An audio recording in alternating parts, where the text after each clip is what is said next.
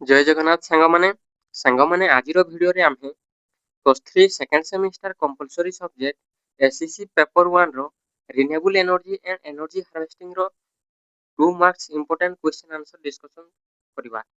ତେବେ ସାଙ୍ଗମାନେ ଚାଲନ୍ତୁ ଡେରି ନକରି ଆଜିର ପ୍ରଥମ ପ୍ରଶ୍ନଟି ଦେଖିବା। ପ୍ରଥମ ପ୍ରଶ୍ନ, ରିନ୍ୟୁଏବଲ୍ ଏନର୍ଜି କ'ଣ ଦୁଇଟି ଉଦାହରଣ ଦିଅ।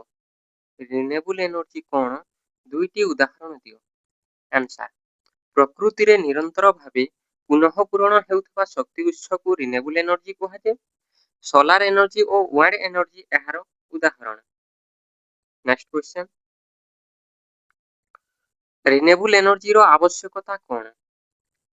ଏହାର ଉତ୍ତର ହେଇଯିବ, ଫସିଲ ଫୁଏଲ ସୀମିତ ଓ ପ୍ରଦୂଷଣକାରୀ ହୋଇଥିବାରୁ ଭବିଷ୍ୟତର ଏନର୍ଜି ଡିମାଣ୍ଡ ପୂରଣ ଓ ପରିବେଶ ସୁରକ୍ଷା ପାଇଁ ରିନ୍ୟୁଏବଲ୍ ଏନର୍ଜି ଆବଶ୍ୟକ।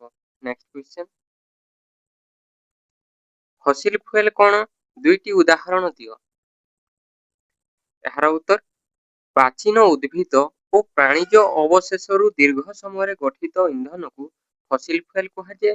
କୋଇଲା ଓ ପେଟ୍ରୋଲିୟମ ଏହାର ଉଦାହରଣ। ନେକ୍ସଟ କ୍ୱେଶ୍ଚନ, ଫସିଲ ଫୁଏଲର ଦୁଇଟି ଅସୁବିଧା ଲେଖ। ଏହା ସୀମିତ ଏବଂ ଶେଷ ହୋଇପାରେ। ଦହନରୁ CO2 ଓ ବାୟୁ ପ୍ରଦୂଷକ ନିର୍ଗତ ହୁଏ। ନେକ୍ସଟ, ଟାଇଡାଲ ଏନର୍ଜି କ'ଣ? ଏହା କେଉଁଥିରୁ ମିଳେ? ଉତ୍ତର, ସମୁଦ୍ରର ଜୁଆର ଭଟାରୁ ମିଳୁଥିବା ଶକ୍ତିକୁ ଟାଇଡାଲ ଏନର୍ଜି କୁହାଯାଏ। ଏହି ଟାଇଡାଲ ମୁଭମେଣ୍ଟ ଦ୍ୱାରା ଟର୍ବାଇନ ଚଲାଇ ଇଲେକ୍ଟ୍ରିସିଟି ଉତ୍ପାଦନ କରିପାରେ। ନେକ୍ସଟ କ୍ୱେଶ୍ଚନ, OTECର ଫୁଲ ଫର୍ମ ଓ ପ୍ରିନ୍ସିପଲ ଲେଖ। OTECର ଫୁଲ ଫର୍ମ ହେଉଛି ଓସେନ ଥର୍ମାଲ ଏନର୍ଜି କନଭର୍ସନ। ଏହା ସମୁଦ୍ରର ଉଷ୍ମ ପୃଷ୍ଠ ଜଳ ଓ ଥଣ୍ଡା ଗଭୀର ଜଳ ମଧ୍ୟରେ ଥିବା ଟେମ୍ପରେଚର ଡିଫରେନ୍ସ ବ୍ୟବହାର କରେ। ନେକ୍ସଟ, ବାୟୋମାସ ଏନର୍ଜି କ'ଣ? ଉତ୍ତର, ଉଦ୍ଭିଦ, କୃଷି ଅବଶିଷ୍ଟ ଓ ଅନ୍ୟ ଜୈବିକ ପଦାର୍ଥରୁ ମିଳୁଥିବା ଶକ୍ତିକୁ ବାୟୋମାସ ଏନର୍ଜି କୁହାଯାଏ। ନେକ୍ସଟ, ସୋଲାର ସେଲ୍ କ'ଣ? ଏହା କେଉଁ ପ୍ରିନ୍ସିପଲରେ କାମ କରେ? ସୋଲାର ସେଲ୍ ଏକ ସେମିକଣ୍ଡକ୍ଟର ଡିଭାଇସ୍ ଯାହା ସୂର୍ଯ୍ୟ ଆଲୋକକୁ ଇଲେକ୍ଟ୍ରିକାଲ ଏନର୍ଜିରେ ପରିଣତ କରେ। ଏହା ଫଟୋଭୋଲ୍ଟାଇକ୍ ଇଫେକ୍ଟ ଉପରେ କାମ କରେ।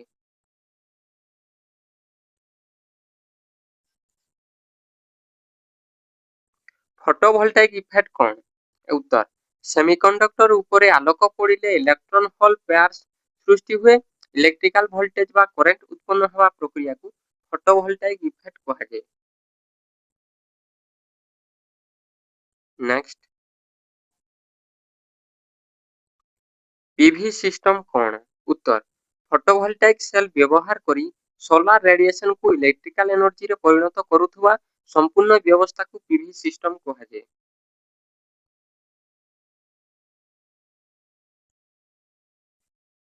ନେକ୍ସଟ, ସୋଲାର ସେଲ୍ ଓ ସୋଲାର ମଡ୍ୟୁଲ ମଧ୍ୟରେ ପାର୍ଥକ୍ୟ ଲେଖ। ଉତ୍ତର, ଗୋଟିଏ ଫଟୋଭୋଲ୍ଟାଇକ୍ ୟୁନିଟକୁ ସୋଲାର ସେଲ୍ କୁହାଯାଏ। ଅନେକ ସୋଲାର ସେଲ୍କୁ ଏକାଠି ସଂଯୋଗ କଲେ ସୋଲାର ମଡ୍ୟୁଲ ବା ପ୍ୟାନେଲ ତିଆରି ହୁଏ। ନେକ୍ସଟ, ଫ୍ଲାଟ ପ୍ଲେଟ୍ କଲେକ୍ଟର କ'ଣ? ଫ୍ଲାଟ ପ୍ଲେଟ୍ କଲେକ୍ଟର କ'ଣ? ଉତ୍ତର, ସୋଲାର ରେଡିଏସନକୁ ଆବଜର୍ବ କରି ଏକ ୱାର୍କିଂ ଫ୍ଲୁଇଡକୁ ହିଟ୍ ଦେଉଥିବା ଷ୍ଟେସନାରୀ ସୋଲାର ଥର୍ମାଲ କଲେକ୍ଟରକୁ ଫ୍ଲାଟ ପ୍ଲେଟ୍ କଲେକ୍ଟର କୁହାଯାଏ। ନେକ୍ସଟ,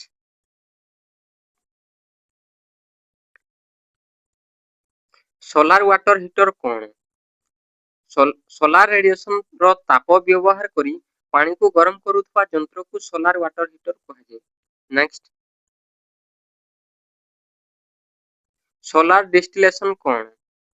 ଉତ୍ତର, ସୋଲାର ହିଟ୍ ବ୍ୟବହାର କରି ଅଶୁଦ୍ଧ ବା ଲୁଣିଆ ପାଣିକୁ ବାଷ୍ପୀଭୂତ ଓ ଘନୀଭୂତ କରି ଶୁଦ୍ଧ ପାଣି ପାଇବା ପ୍ରକ୍ରିୟାକୁ ସୋଲାର ଡିଷ୍ଟିଲେସନ କୁହାଯାଏ। ନେକ୍ସଟ, ସୋଲାର ଏନର୍ଜି ଷ୍ଟୋରେଜ କାହିଁକି ଆବଶ୍ୟକ? ସୋଲାର ଏନର୍ଜି ସୂର୍ଯ୍ୟାଲୋକ ଉପରେ ନିର୍ଭର କରେ, ତେଣୁ ରାତି କମ୍ ସନଲାଇଟ୍ ସମୟରେ ବ୍ୟବହାର ପାଇଁ ଏନର୍ଜି ଷ୍ଟୋରେଜ ଆବଶ୍ୟକ। ନେକ୍ସଟ, सोलार एनर्जी रो दुईटी एडवांटेजेस लेख। उत्तर ଏହା ଏକ ରିନ୍ୟୁଏବଲ୍ ଓ କ୍ଲିନ୍ ସୋର୍ସ। ଇଲେକ୍ଟ୍ରିସିଟି ଜେନେରେସନ୍ ସମୟରେ ଡାଇରେକ୍ଟ ଫୁଏଲ୍ କମ୍ବୁସନ୍ ଆବଶ୍ୟକ ହୁଏ ନାହିଁ। नेक्स्ट क्वेश्चन वाइंड एनर्जी कौन? वायुर गति काइनेटिक एनर्जी को वाइंड एनर्जी कहुए। वाइंड टर्बाइन माध्यम इलेक्ट्रिकल एनर्जी रे परिणत करा जाए। नेक्स्ट क्वेश्चन वाइंड टर्बाइन कौन? वायुर काइनेटिक एनर्जी को मेकानिकल एनर्जी एवं परे जेनरेटर माध्यम इलेक्ट्रिकल एनर्जी रे परिणत करुवा यंत्र को वाइंड टर्बाइन कहुए। नेक्स्ट वाइंड टर्बाइन रो दुईटी प्रमुख प्रकार कौन? उत्तर horizontal axis wind turbine HAWT एवं vertical axis wind turbine VAWT। Next wind turbine रे जेनरेटर रो काम कौन? वाइंड टर्बाइन रो रोटर द्वारा मिलुवा मेकानिकल एनर्जी को जेनरेटर इलेक्ट्रिकल एनर्जी रे परिणत करे। नेक्स्ट पीएजो इलेक्ट्रिक इफेक्ट कौन? किसी विशेष मटेरियल उपरे मेकानिकल स्ट्रेस बा प्रेशर प्रयोग कले इलेक्ट्रिकल चार्ज बा वोल्टेज उत्पन्न हेबाकू पीएजो इलेक्ट्रिक इफेक्ट कहुए। Next question piezo electric energy harvesting कौन? मेकानिकल वाइब्रेशन प्रेशर बा मूवमेंट को पीएजो इलेक्ट्रिक मटेरियल व्यवहार करी इलेक्ट्रिकल एनर्जी संग्रह करिबाकू पीएजो इलेक्ट्रिक एनर्जी हार्वेस्टिंग कहुए। Next question piezo electric generator कौन? पीएजो इलेक्ट्रिक इफेक्ट व्यवहार करी मेकानिकल स्ट्रेस बा वाइब्रेशन रु इलेक्ट्रिकल एनर्जी उत्पादन करुवा डिवाइस को पीएजो इलेक्ट्रिक जनरेटर कहुए। Next question piezo electric energy harvesting रो दुईटी एप्लीकेशन लेख। उत्तर लो पावर सेंसर चलाइबा वाइब्रेशन बा फुटस्टेप रु एनर्जी हार्वेस्टिंग करिबा। नेक्स्ट पीएजो इलेक्ट्रिक मटेरियल दुईटी वैशिष्ट्य लेख। एही मटेरियल्स मेकानिकल स्ट्रेस रे इलेक्ट्रिकल रेस्पॉन्स देइथांती एवं इलेक्ट्रिकल फील्ड रो मेकानिकल डिफॉर्मेशन मध्य देखै पारंती। नेक्स्ट इलेक्ट्रोमैग्नेटिक एनर्जी हार्वेस्टिंग कौन?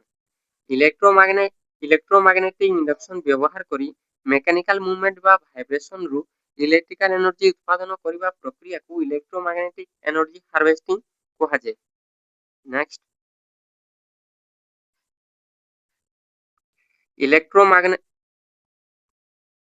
इलेक्ट्रोमैग्नेटिक एनर्जी हार्वेस्टिंग केउ प्रिंसिपल उपरे आधारित? यह Faraday's law of electromagnetic induction उपरे आधारित। मैग्नेटिक फ्लक्स परिवर्तन हेले इंड्यूस्ड वोल्टेज उत्पन्न हुए। नेक्स्ट